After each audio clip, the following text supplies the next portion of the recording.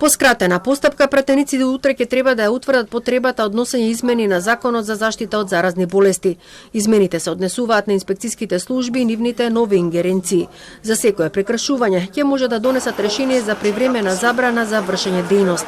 Се зголемуваат и казните за сторените прекршоци. Од 2500 до 3000 евра за микротрговец до 30.000 евра глоба за правното лице кое постапило спротивно на мерките.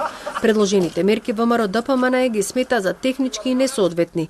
Во воведот на законот пишувало дека се наметнува потреба за ревидирање на прекршочните одредби, што според опозицијската партија е сосема поразлично од она што го кажува изминатите денови министерот за здравство Филипче.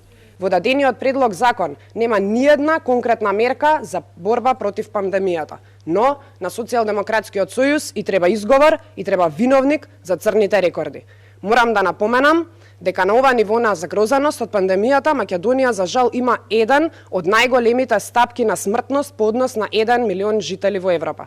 Затоа сметаме дека мора да реагирате посериозно, мора некој за сегашната ситуација да понесе одговорност и мора постручни лица да ги заземат местата на оние членови на комисијата. СДСМ повикува на конструктивност и одговорност при носењето на законот. Собранискиот спикер Талат Џафери се надева дека ќе се обезбеди мнозинство за гласање и дека ќе се вратат на работа и тројцата пратеници кои беа позитивни на COVID-19.